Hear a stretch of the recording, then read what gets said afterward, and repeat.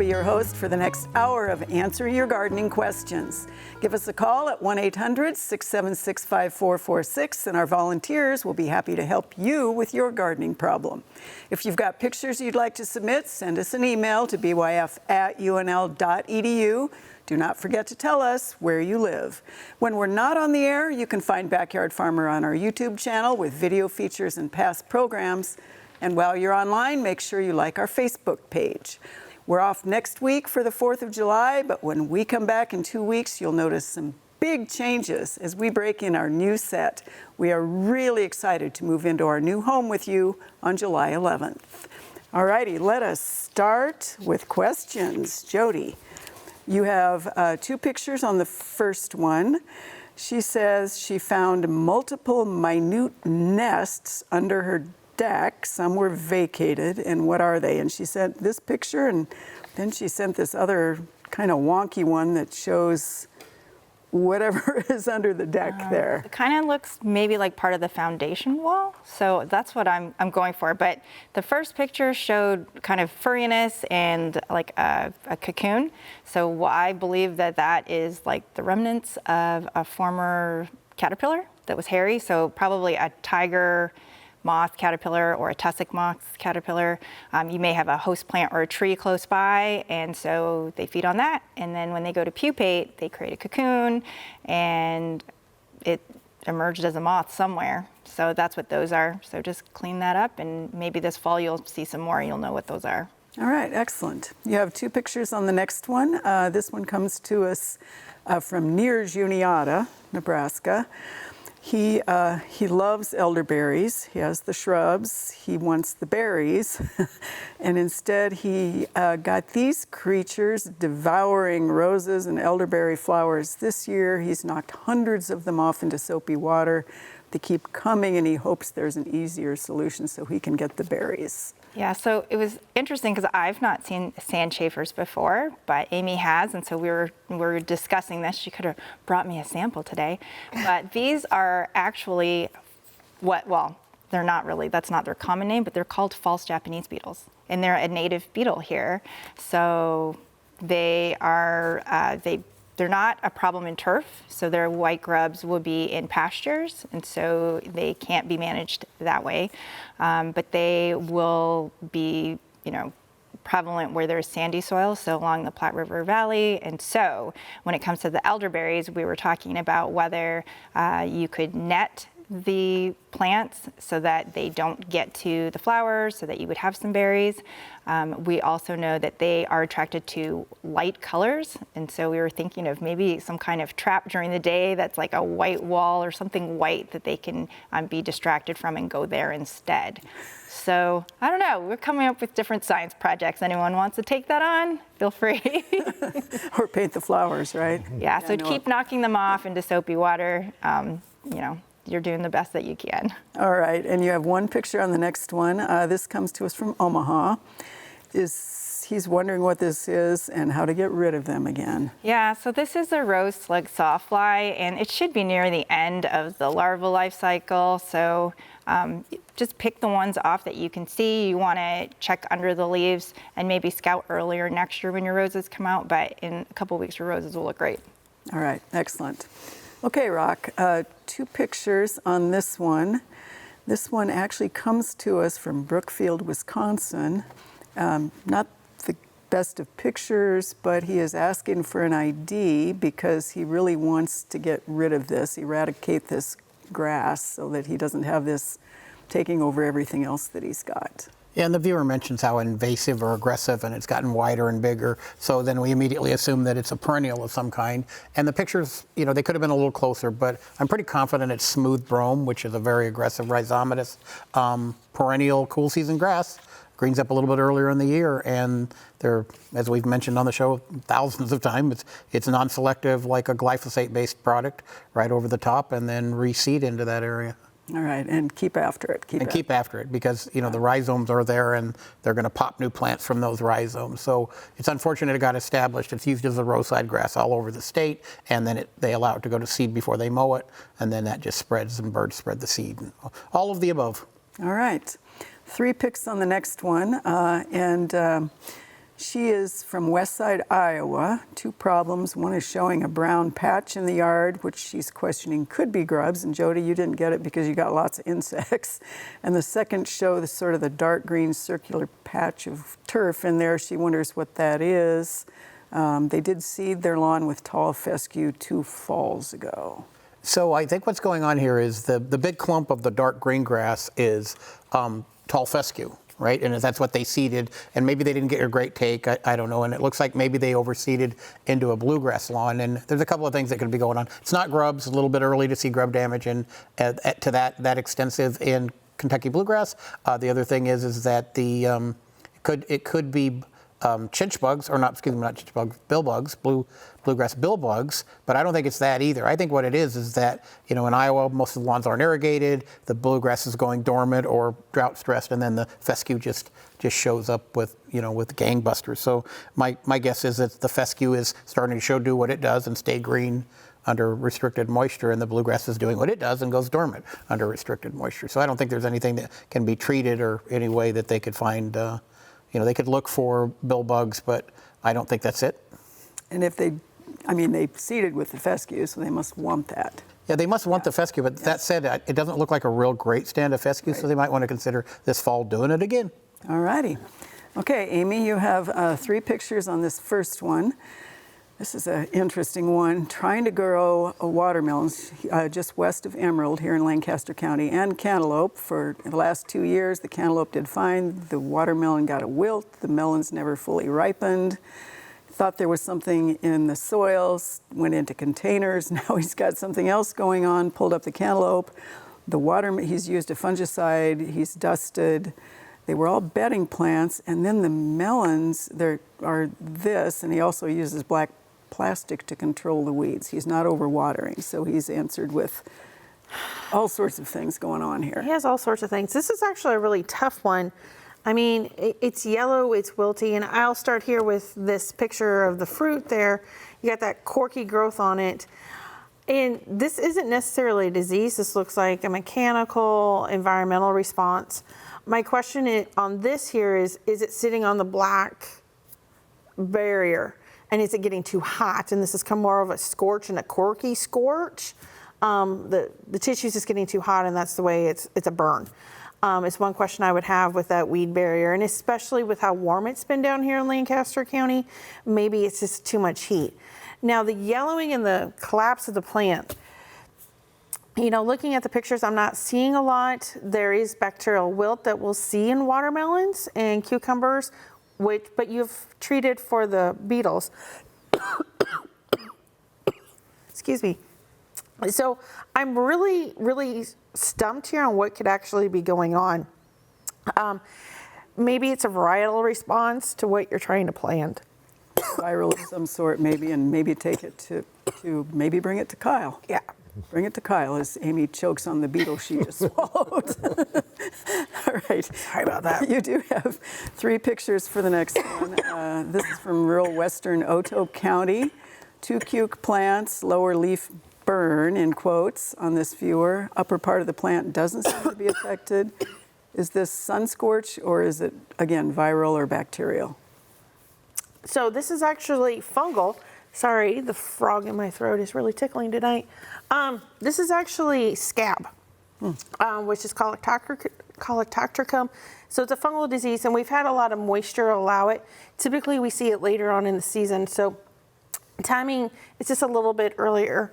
So if you're really concerned about it, you can apply a copper-based product onto the leaves to slow it down. And as it gets larger, you can actually go ahead and pluck off those leaves, because as you look at the rest of the plant, it looks really nice and healthy. Avoid overhead irrigation is going to be the other big key, and use those soaker hoses. All right, and tell Mother Nature to turn off the rain. To turn it off, yeah. All right. Jeff, you have 2 pictures on the first one. This is a Japanese maple, obviously, right, and pretty close to the house here. She's seeing some damage on the trunk, and she's wondering, is the flaking on the bark just shedding from new growth? Is there something else going on? What do you think about the health of this tree in particular? Yeah, it's unfortunate because it's actually a pretty good sized plant, so it has done well previously, but with that wound at the base, the tree isn't compartmentalizing that wound. You know, if it was kind of closing in on that, then I would say, oh, you're probably fine, leave it alone. But it's not closing in on it, and it also feels like the tree was probably planted too deep initially, which may be creating this situation, making it a little bit worse. So I think it's a great opportunity to put a new tree in there. So Unfortunately for yeah, her. right. All right. 3 pictures on the next one, and you get this even though there is an insect. Okay. Because of the health and quality of the tree itself. So your first one is obviously the big piece. This is in Lincoln, and then we have in between the 2 trunks on this birch, this is what the viewer found with these monster big grubs, and he's wondering, you know, it's in between those trunks. What do you think about the... Well, I think it's river birch, and in between, because of the place of the decay of the tree, that's a concern. And there's a lot of decay in there, and I don't know. I think probably whatever, and Jody can tell us what particular tree beetle that is, or bark beetle that is, or maybe not. It's a cool kind of scarab that eats rotten wood. Right. So it's not the beetle didn't cause the problem. It's just cleaning stuff up. It's a great home for it. So it's not the beetle's fault. I think the tree's just failing, and it looks like it's probably a hazardous tree at this stage. So yeah. Okay, all right. Well, buffalo grass is certainly a good choice to utilize as a lawn or a ground cover, especially in hot and dry areas. For our first feature tonight, Rock is going to give us some basic tips to managing everything from water, fertilizer, and keeping the weeds down.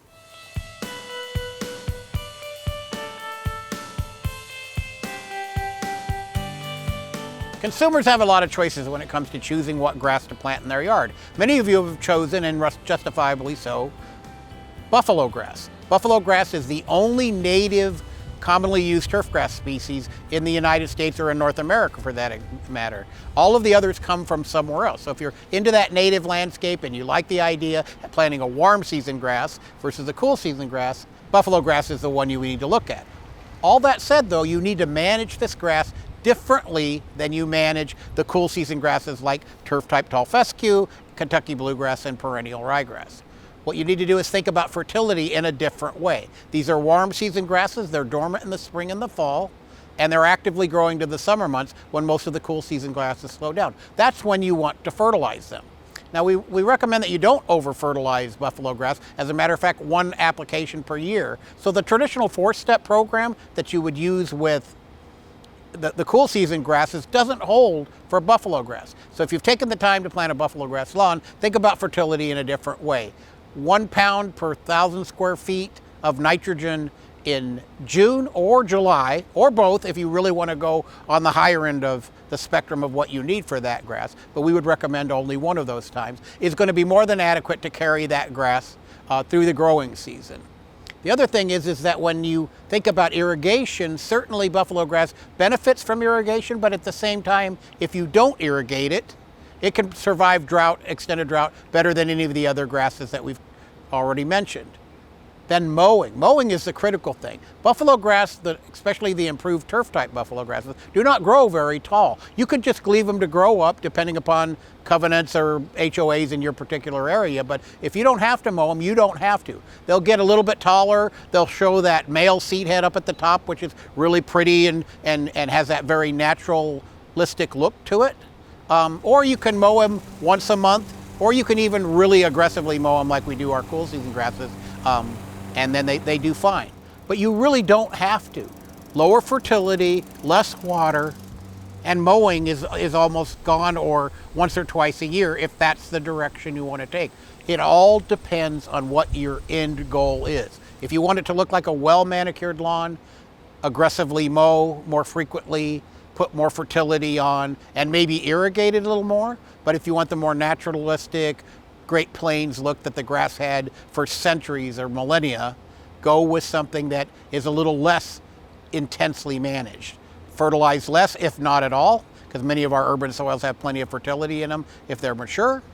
Mow higher or not at all, or maybe once or twice a year for debris management, and irrigate less frequently or not at all. It's a grass that has that diversity and genetics and adaptation to our region to do exactly what you want to do depending upon your end goal. Some of the problems with buffalo grass is, especially during the first 2 or 3 years during establishment, when you're trying to get it going, you are going to overmanage it a little bit, and weeds can be problematic.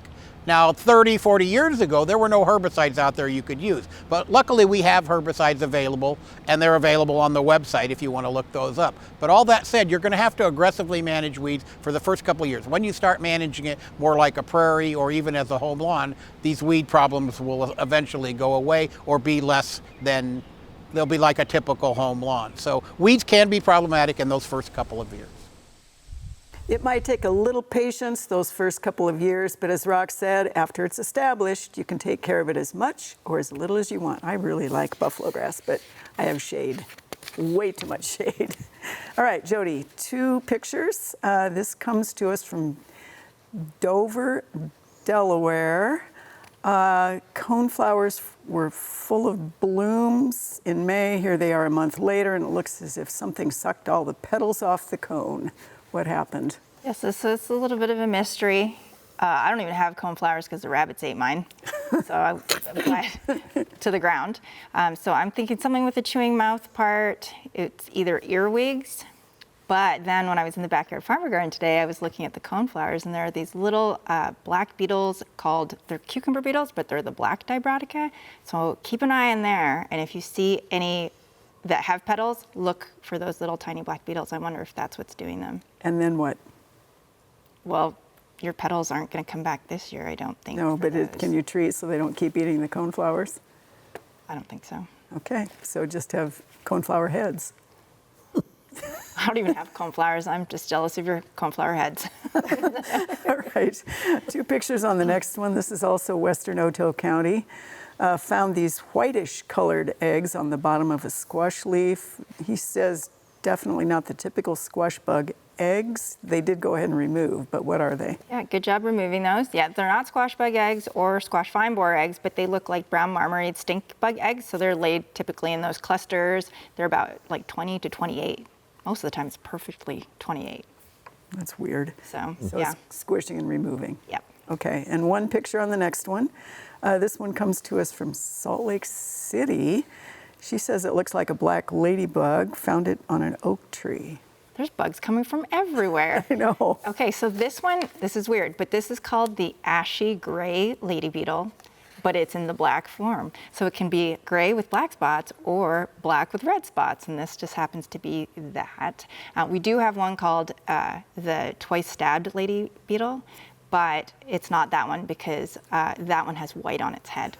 Good grief. And we thought plants were hard to identify. Yes. All right, thanks, Jody. 3 pictures for you, Rock, on this one.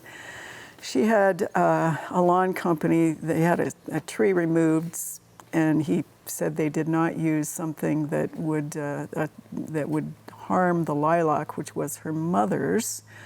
This is what happened. She wonders if we have any recommendations to save it, and their 3rd picture, I think, shows us exactly what was in that particular mix. So clearly this is Tordon, or the trade name is Tordon, the active ingredient is picloram. And Tordon by itself is bad because it's got a long residual, and to add insult to injury, they added 2,4-D. So now you've got 2,4-D and picloram together, so you get the immediate volatilization possibility with the 2,4-D and the drift, and then you add to that a long residual. They've recorded picloram in the soil up to 5 years after it was applied. So this is a serious problem and obviously a misapplication. We never want to put those long residual products, especially something like Tordon or its equivalents in this case with a more generic brand, in and around other plants that we want to keep, because it's not an ecosystem where you just have roots here and then roots here, right? You have roots all intermingled, and they're going to interact with each other. That lilac, I think that it's got enough leaves on it that it might be okay. I think, plant health, and maybe Jeff wants to comment, but, prune back the damaged leaves that curl up and are epinastic and cupped, because they're not doing anything for you. And keep it watered, do all the things you would do to try to recover something that was really, really sick. I'm not optimistic with that tordon in the soil, and you can't really plant something else there that especially a woody species, because they're so susceptible to the injury. Oh boy. All right, thanks. One picture on the next one, and this we've had this, but here it goes again, and now he's getting bigger and bigger, and this is from Council Bluffs. What is it, and how do we get rid of it? So this is black medic. It's a legume. We tend to see it in areas that are low in fertility in the lawn, and I think this is in a lawn. I see some turf trying to peek through that. It's a prolific seed producer, so you see it just a little bit one year, and then the next year, because it produces so many seeds, it comes on in gangbusters. And we've had the perfect spring weather for black medic, and I think this is probably, we've had it on the show 5, 6, 7 times, and it's a question we're getting a lot. Unfortunately, the best way to control it would have been with a pre-emergence application, but now it's too late for that. Most of the broadleaf products work really well, but we're now into the heat of the summer, so we try to avoid those at all costs, and it really doesn't do any good to do a fall treatment on black medic. So keep it mowed off. Obviously hand pulling, if it's your home lawn, is a possibility, but if it's a large piece of ground, that's going to be hard to do. And just realize that next year you want to get a pre-emergent, look for one that's specifically labeled for black medic. All right, thank you. And 2 picks on the next one.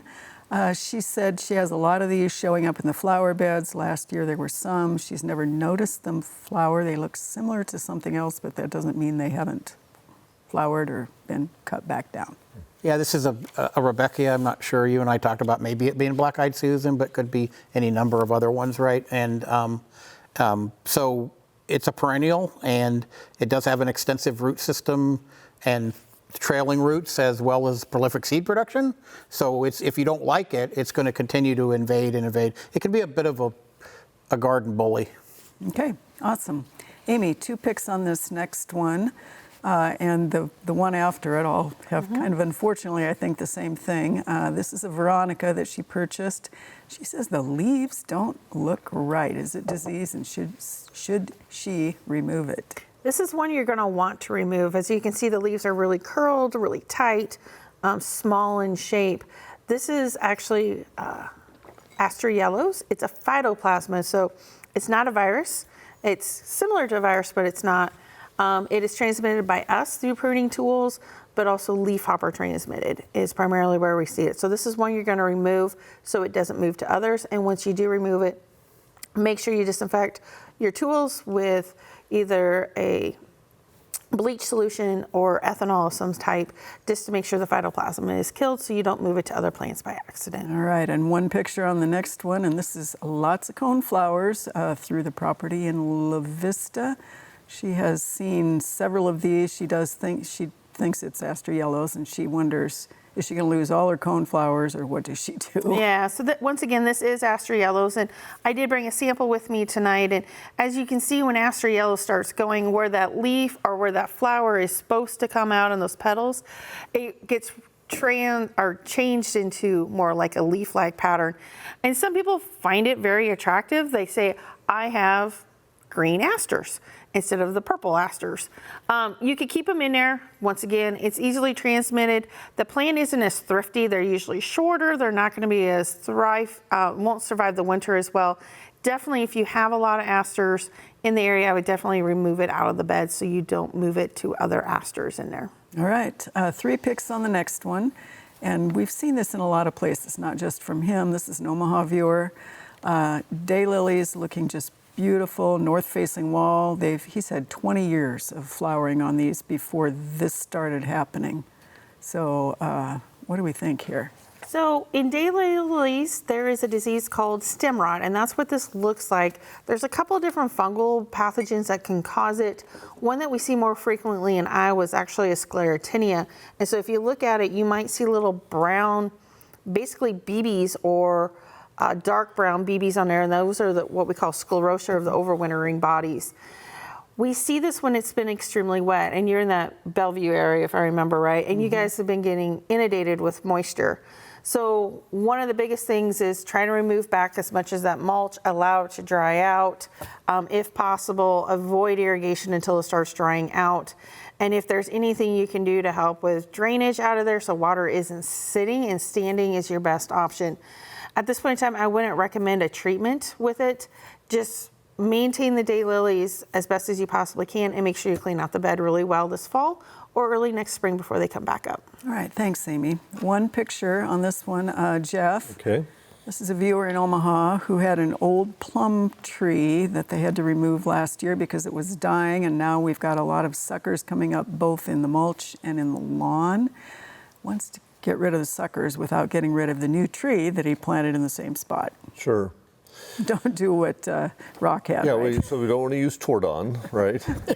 And really at this point, I would just continue to mow and cut those back as we go through the season. And later this fall, or once you get into September, if you want to use your broadleaf herbicide that you're using to kill other dandelions and that sort of thing, then you could carefully kind of work around some of those suckers. But it may take a couple years to get it all cleared up. All right, thanks, Jeff. 2 pictures on the next one. This is a Glenwood, Iowa viewer.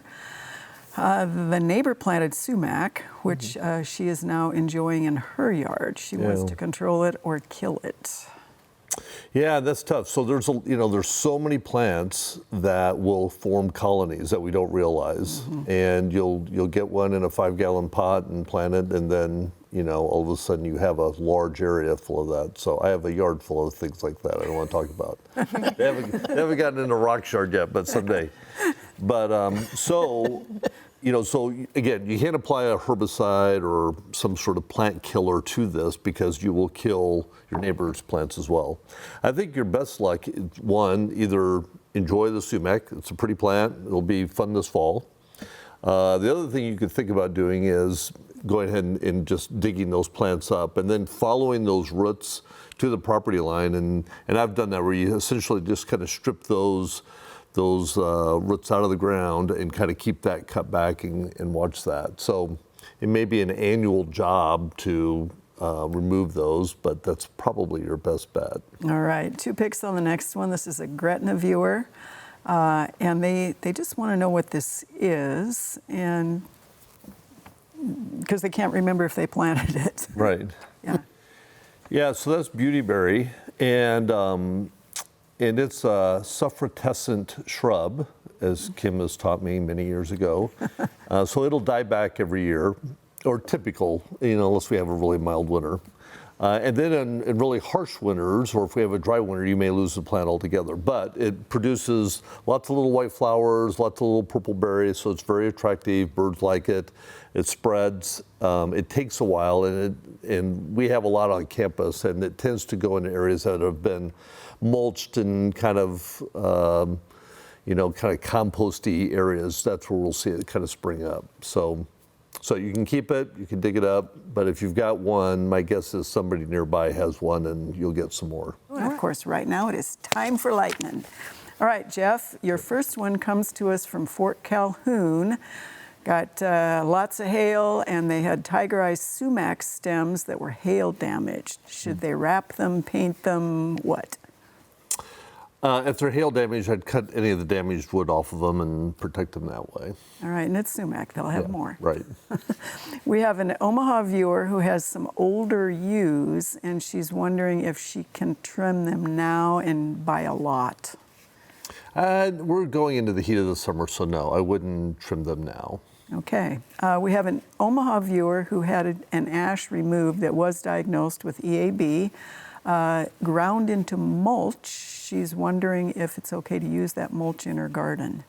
Yeah, if it's 1 by 1, if they've got the chips that size, 1 inch by 1 inch, you should be fine. All right. We have a Broken Bow viewer who planted strawberries from seeds of strawberries that were on his plate, and they created runners but no flowers. Any idea why? Well, it's an open pollinated plant, so it's a gamble. You don't know what you're going to get. Exactly. Other than you got a strawberry. Yeah. All right, thank you. All right, Amy, ready? All right. Yes. This is a Roca viewer. We've had this one before with pictures. I'm sure we'll probably have it again. And they are wondering what to do now or next year about hollyhock rust. Nothing. Clean up the area, be on the lookout, and start fungicide treatments early. All right. This is a viewer who has peonies, and for the last 5 years, they've had really serious powdery mildew in them. What to do? Nothing. I don't treat powdery mildew. Clean it up. Try to increase air circulation as best as possible. All right. This is a Colorado viewer that discovered in those shrooms that look kind of like pancakes or parasols, and they're wondering, are they toxic or edible? We do not recommend eating them. Okay. We have a Fremont viewer who says goldenrod and aster stems are suddenly just brown and dying. Is that aster yellows? No, that is not Aster's yellows. That would be something else. I would maybe look at some insects. Okay. This is a Norfolk viewer who wonders if pulling the tops off mushrooms will stop them from spreading. No, I won't stop them from spreading. They're eating all that dead, decaying material underneath the ground. The mycelia is already there. You can pick them off. They make you feel better, but it's not going to stop them from growing. Okay. All right. Rock, you ready? Yep. Okay. Our first one, again, we've had this one before, but it's a problem this year. This is a Valparaiso viewer who wonders how to get the rhizomatous grass, which is brome, out of his iris. So the Grass Beyond product will work relatively well. It's going to take multiple applications, and you're going to have to be persistent over multiple years. All right. This is an Omaha viewer who wonders whether she can use clear plastic to kill creeping Charlie and brome before she plants a garden there. Certainly, clear plastic will heat up the soil, but generally it takes a summer, so you got to get the soil temps up pretty high. All right. Is there a Buffalograss variety that tolerates shade? Some are a little more shade tolerant, but none of them are real good for heavy shade. All right. This is an Underwood, Iowa viewer who wonders, can you actually get glyphosate without anything else, and if so, where? You would have to buy a very large container, which would be been used by major producers, right? But there are some smaller containers at garden stores, but they will have one other product in them, usually diquat or pelargonic acid. I would go with the one with pelargonic acid because that's a contact, non-systemic, non-selective. Bottom line is it'll do what the Roundup was what you wanted to do. All right. Excellent. Thanks. All right, Jody, ready? Sure. Sure. All right, this first one, this viewer wants to know how to get rid of slugs, even though I know they're not an insect, safely for pets and kids. Okay, I deal with all the gross things. There's a product called Sluggo. I think that works for people. Okay. You can do a trap, like a beer and pitfall trap, bread. Sluggo. All right. Omaha viewer, Pinot left them with oak itch mite bites all over everything. What can be done about that? Well, we don't know for sure if they're oak itch mites unless you have like the pin oak leaf and you can see the midge galls formed. But there's not anything you can do about it anyway because you can't treat the big tree. Okay. Just don't sit under pin oak trees. All right. We have a Clarkson viewer who says grasshoppers are out of control. They're 1/2 inch now. They've had them for several years. What to use? Oh, well, it's best to treat them when they're little. But you want to do a lot of IPM, so cutting down the weeds around the area, around the garden. And then I think there are some baits that you can use. All right. Excellent job. Nice job all. Jeff, plants of the week. Yeah, we have kind of a eclectic mix of plants here. Thanks. Really very interesting. So the tall plants here are vervain, which is a native plant. So you'll find it in probably in disturbed soils, I would guess, right? Some of us might call it a weed, perhaps. But anyway, that's what Rock would call it. He would have a herbicide to treat this. The red flowers are cosmos, and you said it's an all-American selection. Mm-hmm. And then our fluffy flower heads here are smoke trees. So are these American smoke tree? No. No. They're smoke bush. Smoke bush, okay. All right. Red, white, and blue for the 4th of July. There we go. Blue-ish. All right, thanks, Jeff. Well, our garden is really amazing and full of color right now. We've got several examples of beautiful plants to show you. Terry got one she'd like you to focus on this week. So let's take a minute to see what's happening out at the Backyard Farmer Garden.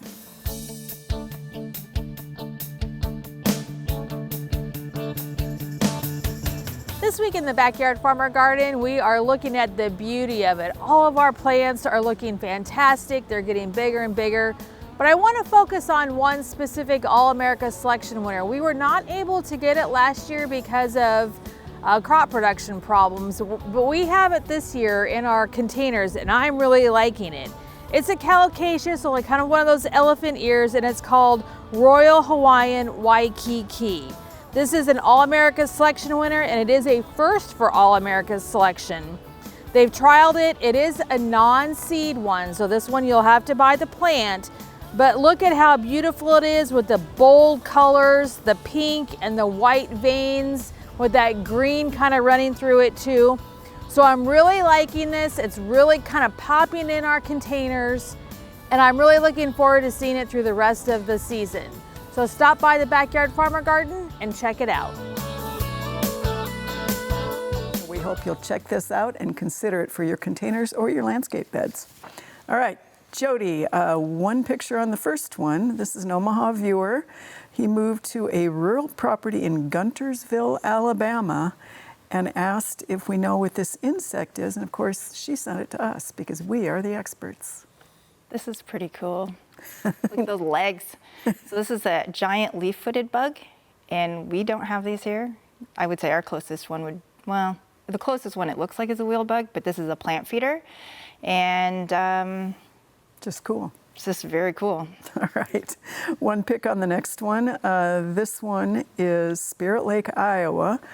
She saw this. What will it turn into? This is a white-lined sphinx moth, and we've been getting a lot of these. Host plants are spurge, evening primrose, and 4 o'clocks.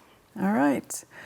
We have a Columbus viewer for the next one. What are these beetles, good or bad, and could they be eating her green turnips? Well, these are actually harlequin bugs, so they're not beetles, they're bugs, true bugs. So they've got piercing, sucking mouth parts, and they are kind of specialty feeders on, actually, no, they're not specialty feeders. They'll probably eat the turnips. They specialize on like cabbage and brassicas. Okay. Yep, so they'll get and all the other things. Yeah, so pick them off. All right, we have an Ogallala viewer who says their sugar snap peas are not really pretty. They taste good, but they have all this sort of speckling. Yeah, that might have been thrips, but if they taste good, there's nothing to do about them, I don't think. And one more. This viewer thinks she has aphids on her euonymus. Can she treat, or is it too late? This is euonymus scale. That's kind of bad. We might have missed the first stage of crawlers, but it does happen again between July and August. So go out and scout when you've got the crawlers, then you can treat with horticulture oil. All right. Prune out what you can first. Excellent. Rock, you have 4 picks on this one. This is a Lincoln viewer. It's Buffalograss, and then they planted fescue, little tree. The Buffalograss is doing great, and then the fescue kind of died out. She's wondering what's going on. What's dying here? Is this insect? Is this critter? What's going on here? So, the viewer did everything you should. They planted the buffalo grass, then they got some shade, so they put some red fescue underneath there. So now they've got this mix, right? And she thought it might be the fescue that was dying. I think it's actually the buffalo grass is getting buffalo grass chinch bug. And the way to check for that is just to lift and look down right at the soil level, and you'll see those critters are moving. But that looks like the buffalo grass is injured and not the red fescue. And full shades, full sun fescue will persist. It just is really thin and just doesn't look very good. So as that new tree grows up and starts to, then that fescue will start to repropagate in there. But I'd check for chinch bugs and then go to the entomology website because they've got really good information on chinch bugs. All righty, 2 picks on the next one. Can we identify this? This is in North Platte, so this is the pic she sent of this that showed up in her garden, and your second one, I think, is the close-up. Yeah, this is chicory, which is, people, when France had an embargo, they couldn't get coffee, they started drinking chicory, and thankfully they went back to coffee because chicory coffee is not good. But if you go to Louisiana, you can still get chicory coffee, and if they like it and they like the flowers, let it grow, but it can get a little bit invasive. All right, and 1 pick on the next one. She thought this was poison hemlock, and we think not. No, it doesn't have the characteristic leaf. This is Canadian hornwort. And there is hornworts that are from south, but this one's north. It's native to the United States, native to North America, excuse me, especially northern North America. And It's got a very conspicuous, inconspicuous bloom on it, but it's a pretty good pollinator. So if they like it, let it be. All right. Amy, one pick on this first one. Why is 1 out of 10 tomato plants looking like this? Bad luck. It could have a crown rot in it. Maybe it looks like they're in containers. Maybe it's not draining as well and it's a little too wet. I would definitely check the moisture in there, make sure we're adjusting it accordingly. And just hope for the rest. You still have 9 other tomato plants. All right. 2 picks on the next one. This is 6 tomato plants that started off strong, and then the leaves are not curling. The lower third is healthy. Tomatoes are ripening. What is this? Can't remember where's the viewer from. Blair. So sorry to let you know, this is herbicide drift. It's some type of growth regulator herbicide. Yes, you maybe didn't spray it, but your neighbor somewhere has sprayed it within a few miles. And so it's pretty severe. The tomato may recover, but at the same time, we usually don't recommend you to eat that fruit because there is no label for growth regulators in fruit production or vegetable production. Sorry. All right. 2 picks on the next one. This is also tomatoes. 1 tomato in the middle. This is Grand Island. What do we think? So this one little tomato has lots of issues going on. It's short, it's stunted. There's some white stuff growing on the bottom that maybe is powdery mildew, but we typically don't have powdery mildew. I did see some early blight in there on the lower leaves. In general, I would probably lean toward a viral infection of some sort just because the plant isn't very healthy.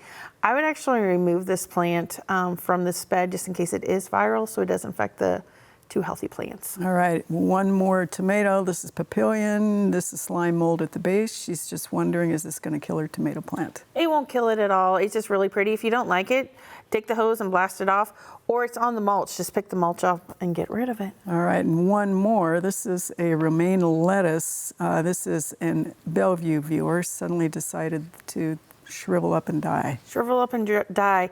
This actually looks like a bacterial disease. We have a xanthomonas that will affect lettuce. It's probably because of the extremely wet conditions that you've had. There isn't a lot that you can do. You're also getting into the heat of the year. The romaine was probably going to the end of its life cycle anyway. I just remove it and move on. All right, thanks very much. 2 picks on the first one. This is a Council Bluffs viewer, Jeff. The mowing service has hit their tree the last time this branch was broken off and they zip tied it. Will they need to remove the damaged branches? Yes, they should go ahead and remove the damaged branches, and they might want to think about mulching out, a bigger mulch ring, so that the folks doing the mowing don't have to get so close to the tree. All right, this is a Carney viewer. 2 pictures on this. The duplex has 2 trees in the front yard. One is beautiful. The other one is showing this terrible stress. Is it worth saving? No, these look like red maples, and I think they've, that one in particular has had some major dieback, so I think it's time to remove and replace. All right, 3 picks on the next one. This is a black walnut in Saunders County.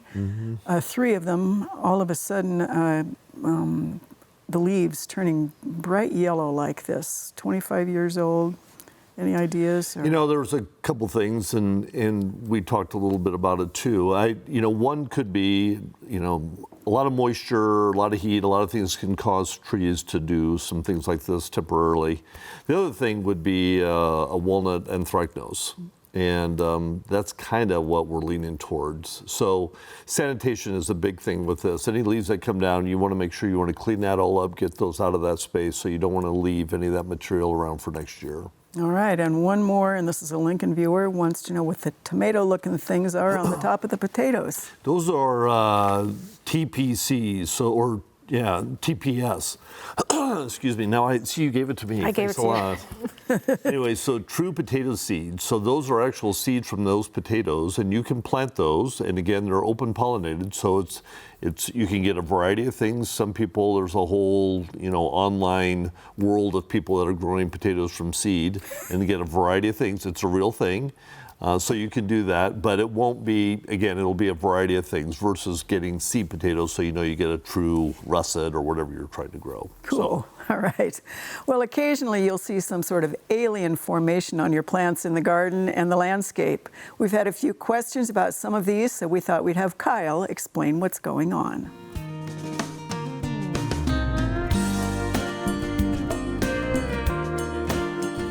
Sometimes people may think it's ugly, maybe bizarre, but it's always fascinating.